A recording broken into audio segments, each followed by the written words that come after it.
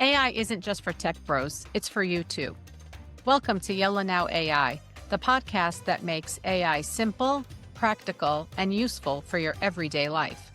Whether you're juggling work, family, or just trying to get through your never-ending to-do list, AI can help, and we're here to show you how.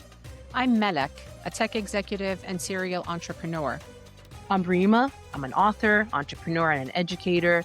On our show, we're going to bring you real talk, real solutions, and plenty of laughs to the AI conversation. What you're going to expect from us is unfiltered banter, personal stories, and hands-on advice that's going to help you work smarter, parent easier, and stress less, because life is busy enough. Let's just make it easier. Yalla. Let's go.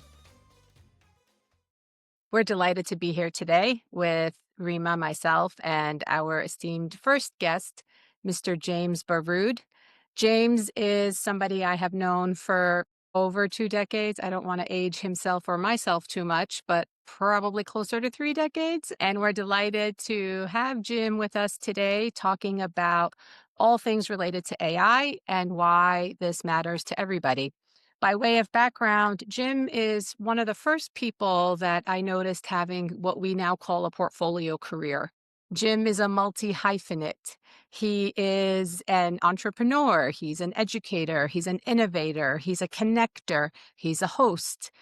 He created one of the most interesting forums of innovators in New Jersey, the Innovate 100. And why we're delighted to have you here today. Thank you for having me. I'm looking forward to having this conversation. Is there anything you would add to that, your introduction and your kind of portfolio career ways? You know, I think those titles and things change all the time, and that's sort of I'm lucky to have that sort of opportunity to do that, and so it makes things interesting. So it's just hard to put into one phrase, but I do a lot of things. And most of those are around sort of supporting the innovation startup tech ecosystem, mostly in New Jersey, but also from New York City to Philly and sometimes beyond.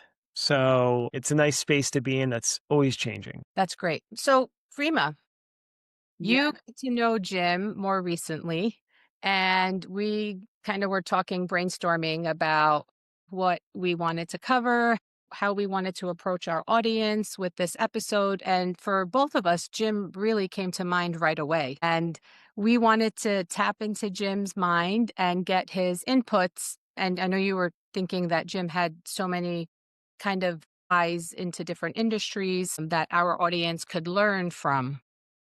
Absolutely.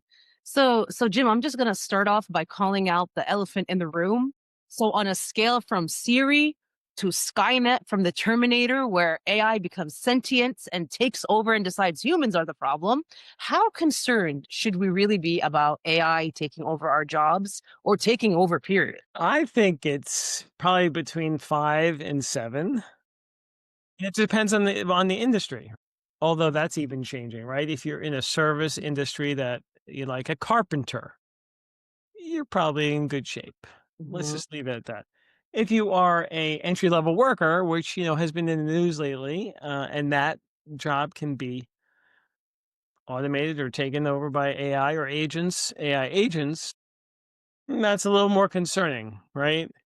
If you're a white collar CEO, you're still safe, but you're gonna there might be some you know, concerns. And so each of those levels are different. So from the least to the most, to the highest level, it will creep in. And so I would say from all those levels, people are going to have to protect themselves by at least understanding the tools, right? And being able to sort of be very agile in a marketplace where tech is ubiquitous and ever present. And AI is just getting more and more and more powerful. And so we're going to have to sort of understand the ways to work with it and leverage and improve our skills, right? Mostly, critical thinking, interpersonal communication skills to be able to leverage those tools again at all levels, but mostly in the white collar, knowledge worker sphere. How do you see that playing out for somebody? I mean, I think that I hear and read a lot about enterprises, organizations, and they're putting out programs to upskill and reskill their workforce. But what do you say to somebody who may not be in a work environment like that? Either they work for an organization that isn't necessarily allocating those resources, or maybe they're a solopreneur at home, or not even somebody who's in the workforce, but they don't have access, they don't have kind of that infrastructure built in around them. When you say that we have to be agile and learn the tools, where do you think they should begin? Well, fortunately for now, most of the tools are free, right? So there's no reason, there's no excuse. They're saying you can't spend a few hours a week learning the tools, using the tools. And then learning how to use them for your work, right? If you want to pay $20 a month, you could do that as well, just to get a little more capacity and benefits from a paid subscription. But those are low costs, right? Those are low costs. The real cost is your time and your energy and your motivation, right? And even if your organization is a nonprofit that's not using AI at all, the onus is on you as part of that, as someone part of that organization, to start learning it and be sort of that catalyst within that organization, because that will protect you, that will make the organization better, and that will make you a better worker as well. Have you heard? I haven't heard of anybody who's been in that kind of position where they were the ones who had to go. And but maybe that's a fair call Mm. out, that if it's not happening around you, you be the one, lead the change. There's I'm sure it's happening. I could probably think of a few examples of folks, but it really, just like with all technologies, right? This is over time. The first person to use Excel in the organization when it came on board many, many, many decades ago were able to sort of really get huge benefit from it. And then, or Word or PowerPoint or Canva or things like that. You can bet you could benefit from those and benefit the organization. So I think it's a reality. It's just things are moving just so much faster now. And Mm. so that's why I say you need to be agile and keep learning. It's continuous learning is going to be critical. Jim, if you could automate one annoying task in your day using AI, what would it be? It would be follow-up, Yeah. and I am really one of the I'm better than I like to think I'm pretty good at following up, but I am still lagging. I have a long list, and I procrastinate around follow-up. And so if I could, leverage AI to do that and help me, that would be great. Do you feel comfortable handing over your inbox, your calendar, your I don't. I do Oh, not. I okay. do not. I would love for it to at some point be comfortable enough to do that, but it's such a hard thing. The relationships are hard, and in that sort of that context and that color behind that communication is important. And I'm not trusted. I can't trust some AI yet. Maybe at some point, hopefully at some point I can. But even then, it'll be weird, right? It'll be weird. Like, how will So that so for AI everybody speak who for sees me? so for everybody who sees your inbox, please know Jim is actually sending that message himself. Yes, Not as of now, it is not an agent. As of now, it's all me all the time. Are there ways that you are using AI at home or No, absolutely. I mean, it just as I mentioned to you before, planning a trip, the trip planning is great. Using it as a thought leader for new ideas, as you I may have mentioned, I'm launching a media site, a media venture soon, and getting feedback from AI on that is great. Using Notebook LM, I love that for sort of synthesizing meetings or longer documents. I'm gonna time out for a second. People may or may not know what Notebook LM is. Can you just give us a quick 10-second? Sure. So Notebook LM is one of the tools that Google offers as part of its AI package, and it's free. It's lovely. It's amazing.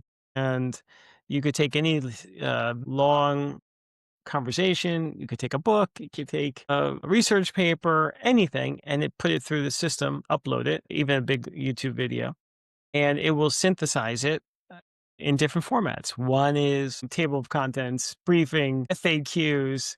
It'll even make a podcast from it. So it's super duper powerful and just getting better and better all the time. So I really love using that to sort of help me understand things, but also synthesize things that I host and help me sort of communicate sort of the nuggets of information from that event or that conversation. The thing I love about that tool is that it allows you to modify original content to a format that better relates to the way you learn and understand things. So if I'm an audio listener and I process information better that way, I love taking a text, popping it in, and then creating a podcast from that. It's easier for me to understand and absorb that way, as opposed to having to scroll through pages and pages. I think that's one of the really powerful benefits of using something like a notebook LM. Yeah. So those are just a few ways I use it regularly. That's great. I think that's something we could all probably find many use cases in our own lives to bring some of that information, be able to better synthesize it, again, in a personalized way that makes it easier for the way we individually learn. Yeah, for sure. And another way I just learned is when I'm getting an email that looks suspicious, take a picture, upload it, and it will tell me with pretty good accuracy if it's a phishing email or if it looks suspect or suspicious. All right. I never thought of that. Yeah, I've never thought of that either. I've never thought of it either. So sometimes, Jim, AI, I mean, in many ways, it can make our lives easier, but sometimes it creates a lot of hilarious, I feel, misunderstandings. What are some of your favorite AI fails? Let me think about that for a second. AI fails. Well, there's been AI fails with the videos right early on, although they're getting super, a lot better. Like sometimes there'll be three hands on a person, but that's getting much better. So those are definitely fails. But one of the fails, and I don't have a specific example, but one of the concerns is when AI is great to use for so many things. Well, one of them is this isn't a fail, for example, but this is using it for work, right? You have a dilemma, you talk through to ChatGPT or Claude or both, right? And figure out how to move forward within to resolve that dilemma. You're having a dispute with a colleague or a boss, blah, blah, blah, or there's some people are trying to sort of usurp your power or whatever it could be. It could be anything or they're leveraging AI to try to take your job, right? So you leverage AI to sort of combat that and figure out a way forward diplomatically, right? There's other things that are sort of great use cases, but of concern, and this has been brought up recently. You're using it for mental health, right? And you're trying to get through a dispute or something, and either of these things, if you're using it so much, the GPT or the AI takes your side, and so it creates this Mm, bias or potentially psychosis where it's sort of it's, you're not getting a balanced approach. mm, You're getting someone who's got your back. And that's great. It's a great feeling, right? Because this AI has your back and is mm, going to support you 110%, whether you're right or wrong. And that's the concern that, you know, as you use it more that and if you don't realize that, or if you don't sort of really sort of test it, you could do that through using other AIs, different AIs, or going back and forth, and that takes some skill, right? But it's definitely a concern because it's going to happen, and sometimes you won't know what's happening, and that's sort of the AIs are getting better and better. So hopefully this will minimize this risk will be minimized. But again, it is a reality that's come to fore recently, just in the past few weeks. mm. Yeah, it's like surrounding yourself with a bunch of people who Yes, say yes. yes, people. Yes. Yeah, they're just like, "You're the best. Of course you're right. You didn't do anything wrong. They're not treating you right or you're Yeah. totally justified in your feelings." Exactly. Oh my god, it is anyway, it feels great, but it could sort of lead you astray. So we have a potential new era of people who only think they're right because the AI told them they were validated and justified. 100%. And there is a whole new area of mental health, psychologists who will have to deal with people who are affected by the AI or especially AI friends, AI boyfriends, girlfriends, whatever. There's going to be a whole new area of care that's needed to sort of help people who are, again, so well supported by AIs that they're in another world. Yeah. They don't have a grasp on what real humans would expect or how they might react to a Yeah. particular behavior. Or they don't even get out of those shells. Or you Mhm. have lonely people who are just stuck in a world of AI.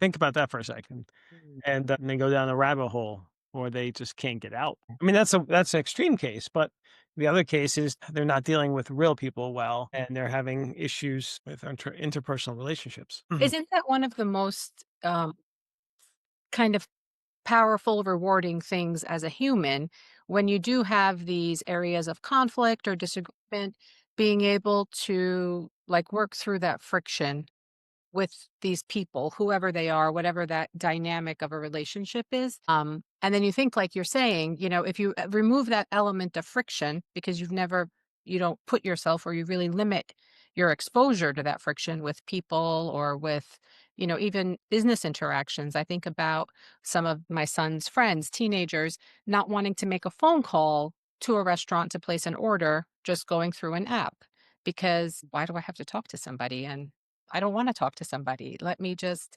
again, have this like non human, frictionless experience with an app. Maybe it has an AI component to it as well. But I see that increasingly.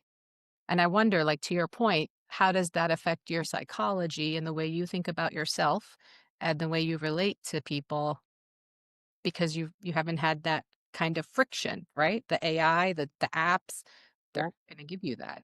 Yeah, immediate gratification. Why would you want to work or put yourself in an uncomfortable zone or Yeah. I uncomfortable mean, situation? there's a whole thing called creative friction, and companies hire experts to come create that when there's no opposition. They actually bring in expert to create good conflict because it That impacts sounds like a fun job. Come in and stir the pot. Come in. stir some shit up. I'm sorry. It How do we get actually that in our portfolio careers? Oh my God, I would professional love to do shit that. stirrer. Love to do I've never heard of that. Oh my me. God. That's news to me. So, Jim, something that me and Melek have had many conversations about has been ambiguity. And I think this is right in, it fits right in, slots right in this conversation about AI and who are the early adopters, who are the leaders that are willing to take those kinds of risks. One thing that stands out is that AI seems pretty confident in itself, even when it's totally wrong. So, what could human leaders learn from AI about handling ambiguity and being comfortable being in that ambiguous state? Wow. I mean, I think you just mentioned a great example, having someone come in from the outside to create that, right? If you're in your bubble and you have AI, those bubbles are going to get even thicker. There's no reason to have ambiguity. If you have a genius, super genius, that can play out all the scenarios and make sure there's everything is clear, right? Technically, right? Or at least imagines itself everything to be clear when things probably aren't. Right? So that's gonna be you have to create it, I think. You have to really test everything out and try to, I think, bring in outside voices as much as possible. Outside human voices, right? You could technically do it with AIs. You can create AIs that have this, you know, Persona. persona, right? But that's interesting. That will be interesting to see how companies, teams, managers, leaders work through those things and if they recognize that they need to do that. Or they'll recognize them when it's too late, probably. On that note, talking about leadership and enterprise, but let's talk about leadership at home. You're a girl dad. How do you talk to the girls about AI and what are the use cases? Maybe are they talking to their AI about how to get permission to extend a curfew or are they talking to the AI asking it to help them in terms of prepping for conversations or asks with you? What's that kind of conversation like at home? Yeah, I don't think I think they're using it for shortcuts, definitely, and that's a big concern for young people. If they don't develop the critical thinking, they just use it as a shortcut to do their homework or to do something. I do need to do a better job of teaching them how to use it. We've been using the voice mode in the car recently, and that's helpful just to ask all sorts of questions. So that's a great thing for parents to do. What do you Just again, I don't know how much our audience experiments or knows. Just talk us through that quick. Sure. It's so voice mode is in the app of ChatGPT. You could just press a button and just speak to a voice in any accent. I think ours is a. You have an accent? Did you pick? Well, I think it may be just default. I don't remember picking it, but it's a wonderful British or Australian accent voice, and you just go back and forth and ask about anything, and that's great, and makes them more comfortable with it, and to use it as sort of an assist to help them prepare for issues. I haven't gotten into that so much yet. The other concern, of course, is that they're so fluent with it that they use it more as a shortcut, as I said, but also will consider having AI friends. And that's something that is hard to monitor. I don't think they have them now, but it's again hard to monitor. And so it's that balancing of using it in a thoughtful way, depending on their ages, and but also trying to protect them from the downside risks, which is nearly impossible. But just to make them aware of the different risks, right? These days with deepfakes, it's really super scary. And then you have to teach them you can't trust everything. That's something that's really important to teach at all ages, right? Because now there's so much AI generated videos, imagery all over the place. And so we're losing trust, right? We're coming to an end of trust until there's better technology that can watermark it effectively. And hopefully that time will come.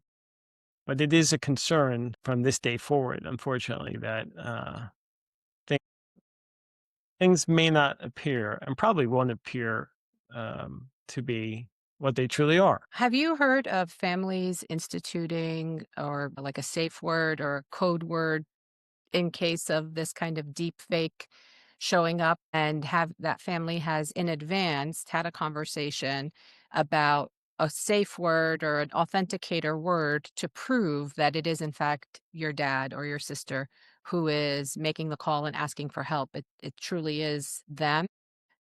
I've recently heard about that, families creating that kind of thing. To your points about the amount of deep fakes that are out there. I mean, I think about somebody like you, you're prolific on the interwebs and in the different digital spaces. How much content of you saying words, making faces, having like visual expressions that would be very authentic, like, yeah, this could be my dad, and having that as kind of a safety measure, a valve to validate. Yeah, for sure. So, and we need to sort of update our words, but that's something you should have between all families is one or two safe words, right? One will say, "This is not true. Help rescue me." And one could be something else, just sort of have a code word, at least one code word that says, "What's your dog's name?" Or remind me about our dog. Remember our dog, in that conversation. And if they don't come up with that word, it's a deep fake or extortion or, you know, there's so many sad stories about sextortion and things like that. There's suicides and stuff. Um, but um, but that's going to be really critical, just to keep reminding them, and just don't put that online at all, right? Don't put that online at all. That word, just have it amongst the families. But that is a really big concern. And they only need 5 seconds to get your voice. 5 seconds, right? And your voice is everywhere. You don't have to be out there, a Everywhere. public figure like me. You need 5 seconds from a social media clip. That's all you need. And now it's 5 seconds probably for your face. They can take your image and it's still 6 months away from being perfect, but it is scary. It is scary. And then that's the biggest concern to me is they'll take the face, body, create porn and try to extort them or ruin their reputation or bully them. I mean, it could be a fellow student or some boy or whatever who's feels shunted or something or shafted or and wants to get back. That is real. And it is real easy, essentially free. Yeah. And I'm not sure, I don't know enough about this, maybe Rima or Jim, you do. Are there any kind of protective measures? Man, I don't think there's any law or anything to kind of prevent, like you said, example, boy is jilted, didn't get the date, being rejected, decides to make some kind of revenge AI anime of somebody, the girl. What are the consequences for that? There are some state laws, I think, but Uh, it's still moving so quickly. There's no there should be a federal law, frankly, a criminal law. But again, it's laws, Yeah. they're just not moving fast enough. And even the laws, young people are, people try to get around it. Well, they're not thinking about consequences. They Yeah. just aren't. I think you're right. Like the conversations really need to be happening in the family level because the law is after the fact, Yeah. right? Like that, the consequences and things come in after the damage, after the harm has already taken place. And at the same time, what's the conversation to, you know, prevent that, to help the potential perpetrator of creating those harmful things understand the harm and that, no, it's not really just a video or an anime. There's a person's image and likeness behind that. My biggest takeaway from what you just shared, Jim, is that if we, the average person who are not tech bros, for example, that it's within our best interest to actually get ahead of the curve and understand AI uses, what's out there, what's going on, so we can then have these kinds of conversations with our kids. And if we're not doing that, then we're doing a big disservice to them of what they could be exposed to outside of the walls of our homes. Yeah, for sure. Things are just moving so slow, especially in the schools. There's maybe 1% of administrators or teachers that get it. And it's just, and I know I'm part of some organizations that are trying to deal with responsible AI and try to put it out there, but it's so hard to break through. Mm. I mean, you really need leadership at all levels to sort of educate and push people to understand the consequences and the benefits, of course, but the And consequences. yeah. Well, that's like really a new thing to add to every parent's list. Just when you thought as a parent you were keeping up and doing all the things, if you add this to your list of conversations and ongoing um, reinforcements with your family.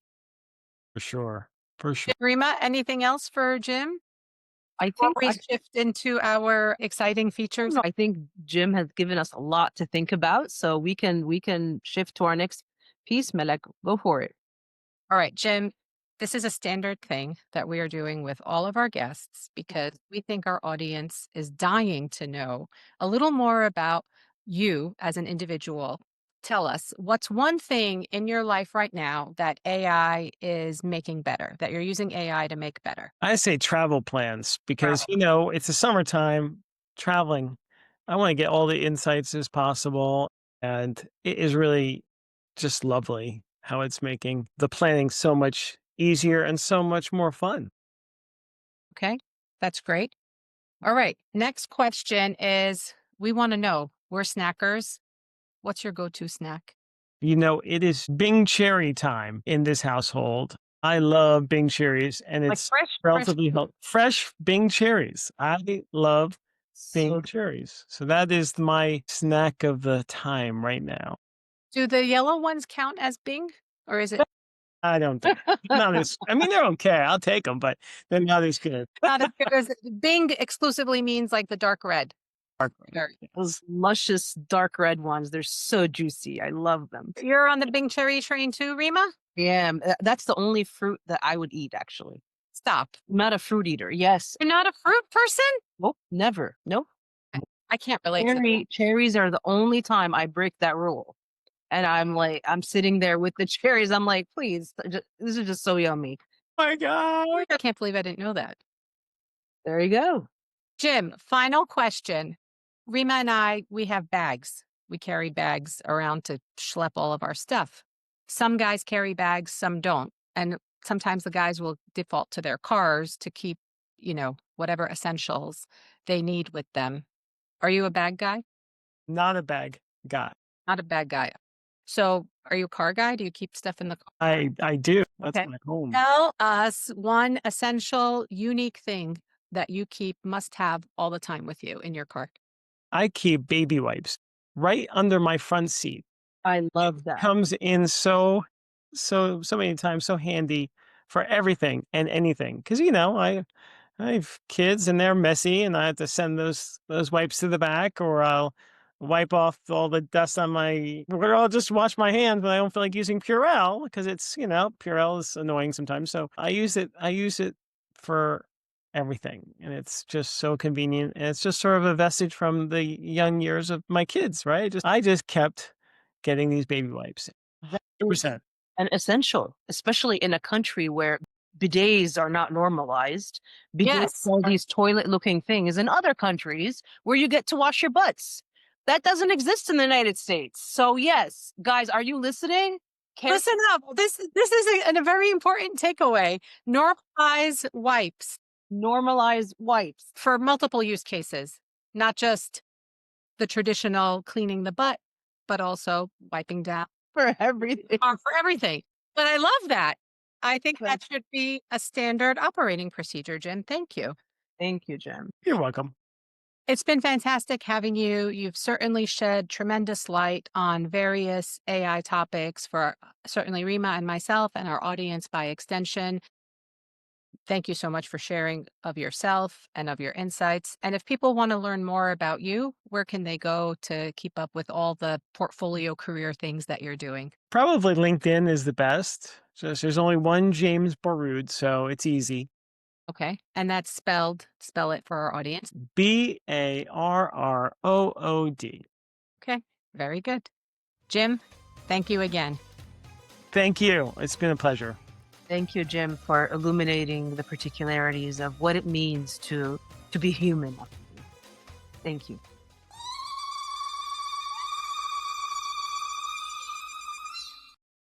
Zagharit. Farit. All right. What's your call out, Rima? What's So, Farit? Hold on. Let's remind our audience or introduce great. to the concept. So Zagharit is a sound. You might have heard it if you were watching films or shows that have folks from the Middle East, North Africa, just some places where you'll hear the Levant, where you'll hear that sound. It's a jubilation. It's a sound that expresses happiness. And Melek, you might want to just give him a reminder. Mine sounds like a chicken getting choked. So you don't want to hear my Zagharit. You want to hear Melek's Zagharit. So go for it, Melek. Just quickly. To the effect of, go for it. I think it got cut out. Malek, can you come closer to the thing? I didn't hear again. Another Zaghruta, please. Exactly. It's that, right? And it's a way to it's a shout out. It's a express happiness, joy over something. And for our Zagharit's portion of the podcast, it's us just calling out people that we think are doing amazing things that make people's lives easier, they make people's lives better, and we think that you should know them. Is that pretty much it, Malek, right? All right. That's it. So, do you want to have your Zagruta? Yes. Or your So Zagharit? I'm gonna do my Zagruta goes to a very cool woman who's making people's lives easier in an impactful way. And it's Melanie Perkins. She is the co-founder and CEO of Canva. Melanie is revolutionizing the graphic design industry by creating really user-friendly platform that empowers anyone from beginners to seasoned professionals to create beautiful designs quickly and easily. I love Canva. It got me comfortable doing beautiful slides, doing just beautiful documents. Highly recommend it. Go Melanie. This is what you're doing is really creative and beautiful, and you're allowing millions to express themselves visually every day. Thank you.